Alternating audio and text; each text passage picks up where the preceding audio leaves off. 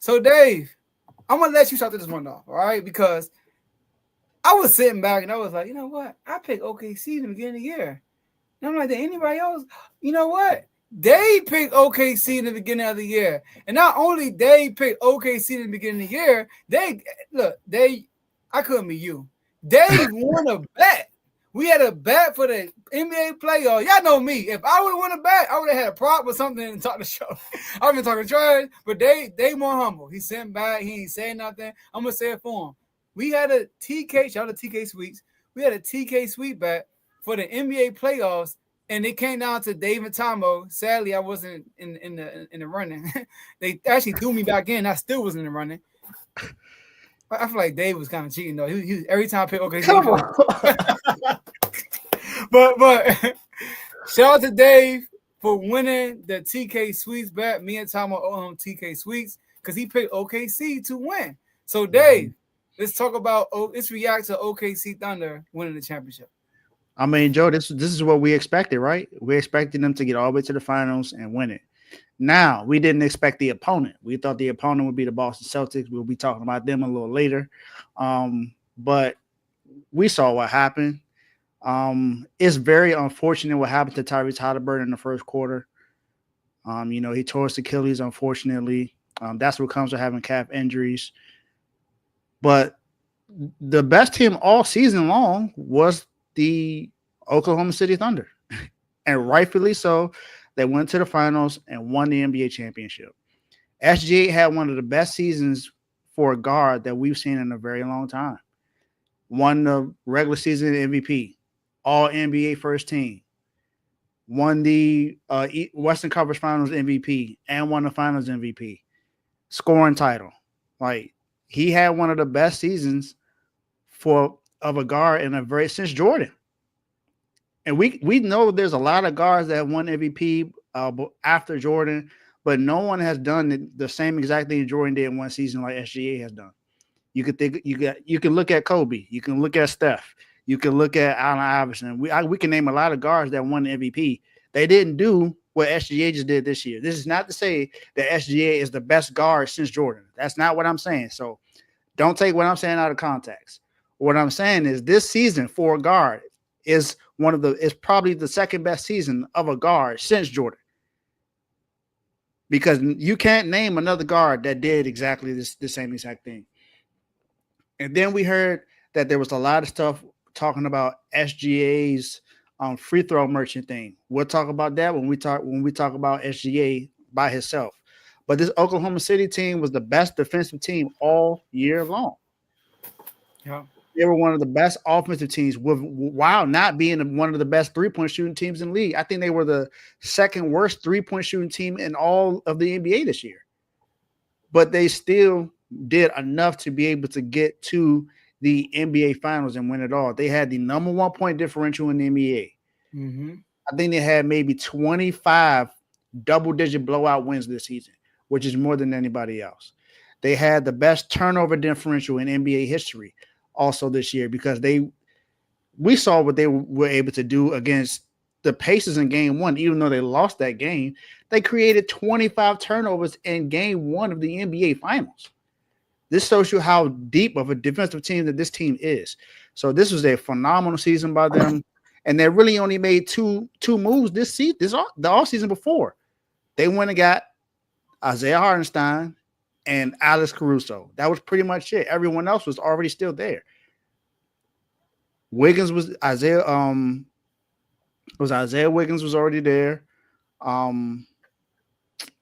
Isaiah Joe. I think I might have said Wiggins' first name wrong, honestly. Lou Dort. Andrew Wiggins, sorry. Yeah, but this team, Chet played.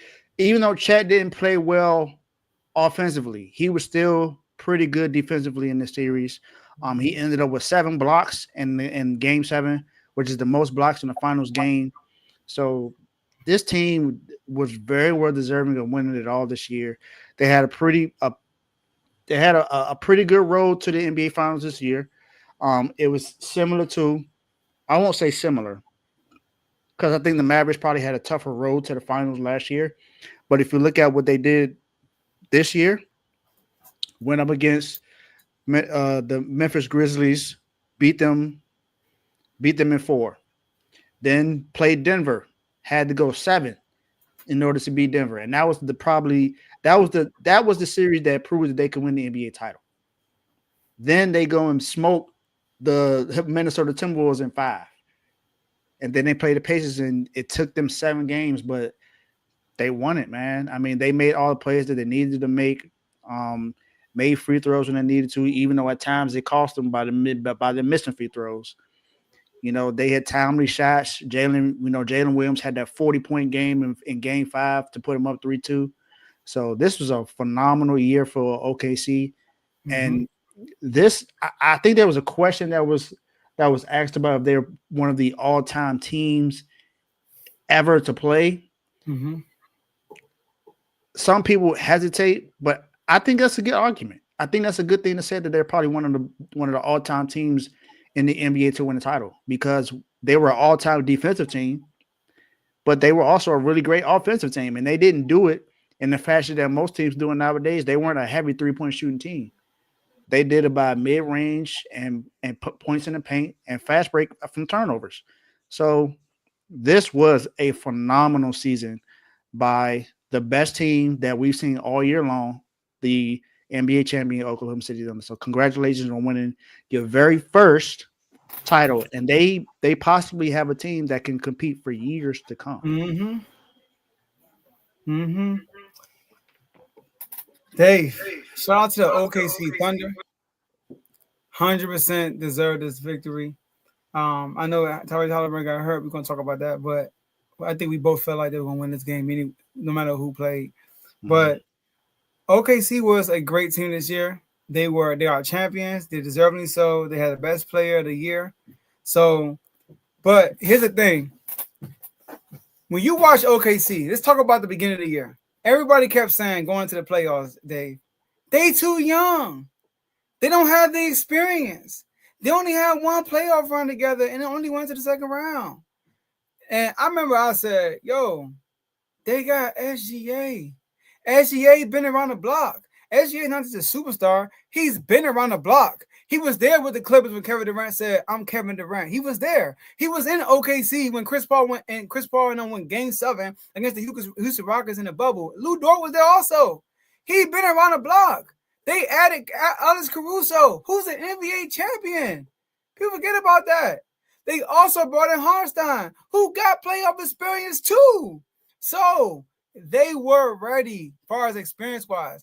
And then the series that gave them the utmost experience was the Denver Nuggets series. That was a series. Now, don't get me wrong. I got to get the Pacers props because I did say this. This is their champion. I said the Nuggets series was their championship. I said once they pass the Nuggets, they're going to roll through who's in the West, which they did, and they're going to roll through the play in the NBA Finals, which they didn't. They toughest series for real with Indiana Pacers. That was the toughest series. Right, but the Nuggets series taught them so much. That was the best thing that could have happened for the OKC Thunder is playing the Denver Nuggets. They probably would have lost Indiana if they didn't play the Nuggets. I'm gonna be honest with you, because they got battle tested. They are a better team than the Nuggets, but the Nuggets are champions. They fight to the end. Like they got an extra gear. When you're a champion, you have an extra gear you can kick into. All right. So in the playoffs, now all-time great team, Dave. Now, I'm not going to lie. It's hard for me to call them an all-time great team. Now, statistically, they are an all-time great team. Statistically, because they won 68 games. They got the MVP. I get it. They got, the scoring differential was crazy this year. But it's hard to call somebody an all-time great team that faced elimination twice. It's hard to do that. They didn't dominate the playoffs.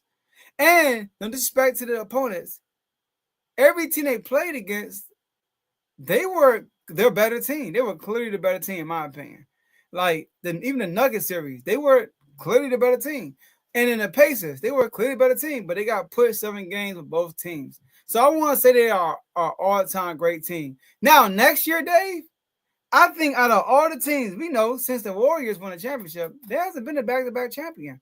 Since 2018, right, Dave? 2018. There's been a back-to-back champion. Now, I know last year we said the Boston Celtics can win back-to-back championships, right? Based on last year. I think OKC has a better chance to do that. Now, and I'm calling now, I think we are going to get a back-to-back champion. Dave, did you know it's been 1, 2, 3, 4, 5, 6, 7 new champions in the last 7 years? That's the first time in NBA history. The first time in NBA history. And I think it's happening for a reason because OKC is about to go back-to-back. I'm saying right now. Now, I'm going to go through these teams quick. The Raptors, why did they go back-to-back? Let me guess. Kawhi Leonard left. Scratch. The Lakers, they traded their whole future to get Anthony Davis. And it was a bubble. It was a late year. They started the season super early. Remember, they only played 70 games that year. Mm-hmm. Scratch. The Bucks, they gave up 3 first-round picks to get Jrue Holiday. Also gave up their future. Get the Bucks out of there. The Warriors, Draymond Green punched Jordan Poole. Get them out of there. All right. The Nuggets, they didn't add nobody the next year. They actually took away Bruce Brown. They took away Bruce Brown and KCP. No, KCP can't left the next year.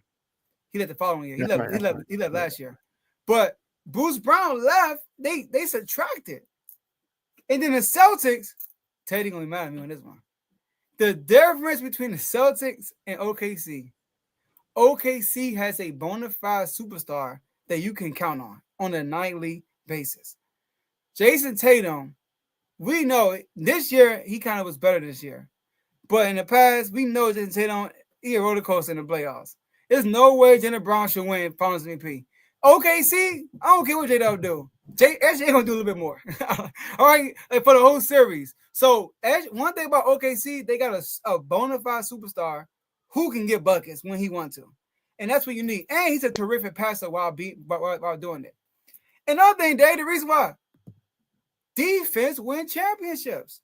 Did you know that OKC just broke the record with the most points off turnovers in NBA history? They just passed the Boston Celtics in 2008. We know how good that team was in 2008. Man, they had James Posey, Paul Pierce, Ray Allen, KG, Kendrick Perkins, Rajon Rondo. They had a really good defensive team back then.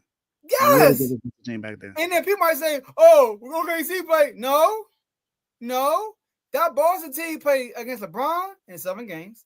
That Boston team went against Atlanta in 7 games. They played 2 7-game series also, and they won in 6 in the finals. I think OKC played last games for real. OKC swept Memphis, and they beat Minnesota in 5. So here's the thing: Boston Celtics scored 461 points off turnovers. OKC scored 476. And that's what won them the game. They scored 30-plus points off turnovers in the game 7. The end of the third quarter, going to the fourth quarter, they went crazy on defense. So they have the defense, and they have a bona fide superstar that got more confident. Like, this team is going to get more. They are champions now. It's a different kind of swagger you walk into the court with when you are a champion.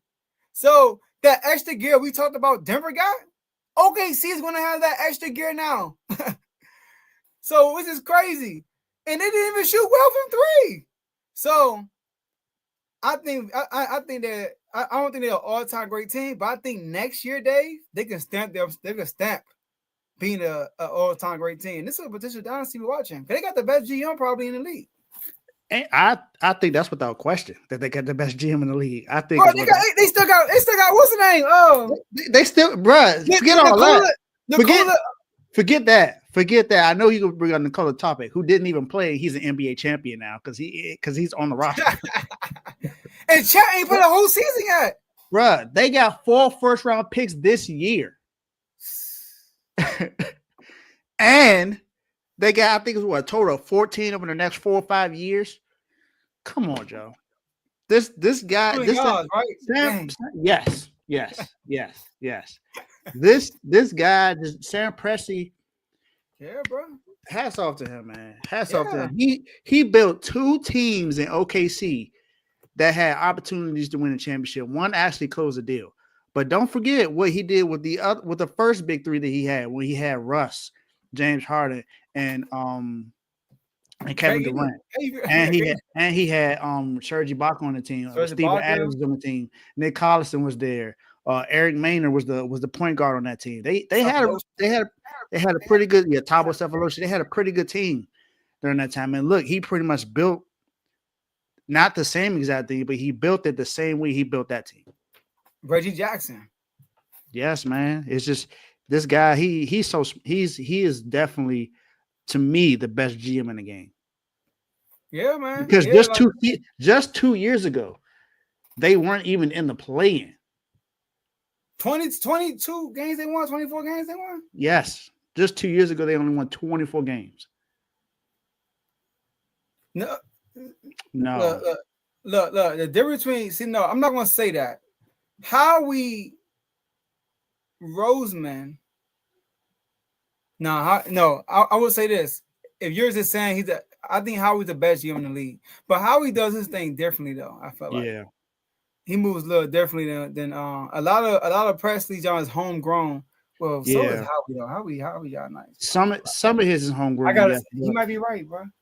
Nah, Joe, it's different because you gotta think about the best players that he had on the team. He had to go trade for those guys. Slays wasn't homegrown. They had to go get him from Detroit. CJ Gardner-Johnson wasn't homegrown. They had to go get him from another team. Saquon Barkley not homegrown. They had to sign him. AJ Brown not homegrown. They had to go trade for him. That's different. It's not the same thing as Sam Presti. The only big move that he did, which wasn't even considered a big move, was going to go trade for SGA.